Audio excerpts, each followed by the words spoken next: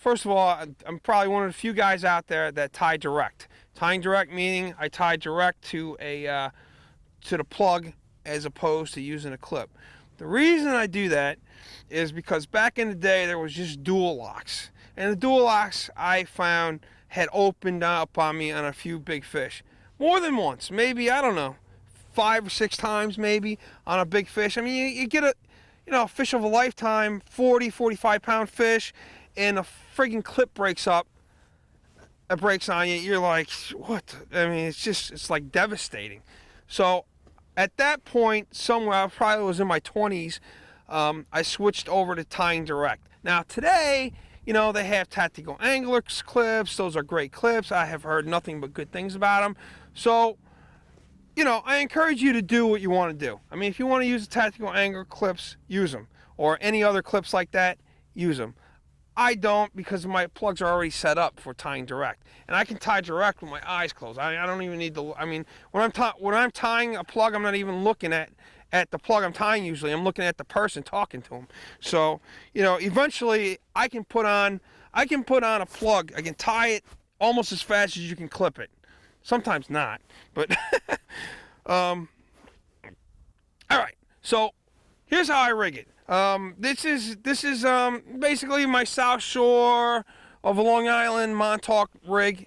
Same thing. I use a 90-pound test barrel swivel, St. Paul, Roscoe, either one. Spros are probably one of the greatest, but I don't use the Spros because in my head, I think I'm going to overuse them and they're going to break. Once these get brassy, they don't look good, I just throw them away, and I've never had one break. So that's the reason, but the Spros are probably the best. So then I use a polymer knot on this. Polymer knot's 100% knot strength. And you can look this up online, the knot, but it's 100% knot strength. And do not, I repeat, do not use an improved clinch going from the braid to your barrel swivel. Some guys, they'll tie directly line to line. I don't like doing that.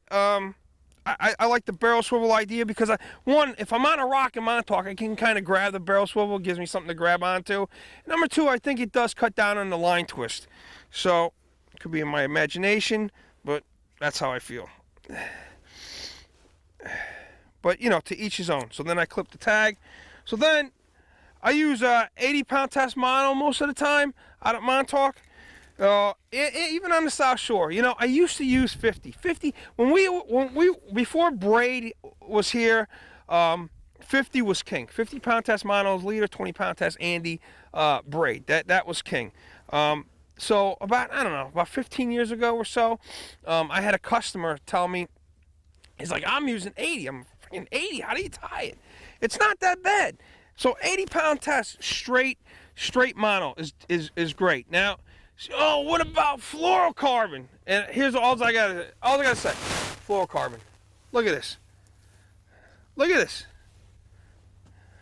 Just look at that plug. There's freaking metal hanging, there's split rings, fucking hooks, all this shit on the plug, bad paint job. You think fluorocarbon's actually gonna make a difference because they can't see the line? I mean, to me, it's friggin' marketing. Unless you're fishing back bays and it's going to give you more confidence, I mean, if it's going to do that, go for it. But really, I mean, all you need is mono. I like the clear Andy 80. So how long is it supposed to be? I don't take a measuring stick. I'm just like, about that long. My leaders are kind of long. Probably, I don't know, this might be like a 40-inch leader, maybe a little bit more. I got 11-foot rod. So if I'm on a rock, I'm way above the water, and I can reach back, and it's not gonna touch the water. If I got like something in back of me, like if I'm at a bridge or I'm at the light, which I hardly ever fish out in Montauk, and I got rocks in back of me, I'll shorten up the leader because I don't want the leader hitting the rocks or a bridge or something like that. So you just adjust the leader to what you need. So then I put that on the barrel swivel. You're just using an improved clinch knot. I just go around 3 times, through, swivel again, wet it, cut the tag, boom. So now I'm tying direct. On some of my plugs, I have the split ring. So like this is a Bob Hahn, metal lip, and it has a split ring on it. Now, I put the split ring on it just to give it this motion.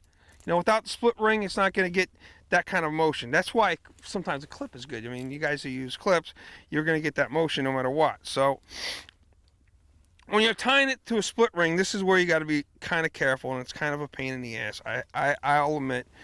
So because you want the split of the split ring where it connects, you do not want to tie right there because it's going to go back and forth, and it's going to cut your line. So that is what you got to be careful of. So you want your split of the split ring touching the eye of the plug. You don't want it up here where you're going to tie it. You got to be really careful of that. Once you tie it though, it won't go down in the split of the split ring. And that's it. Now I got my split ring there to give it that motion as opposed to a clip. And in my opinion, in my experience, I've never had one of these split ring fail. These are Spros. I say Spro only on the split ring. That's all I'll ever put on there. So, and that is why I tie direct.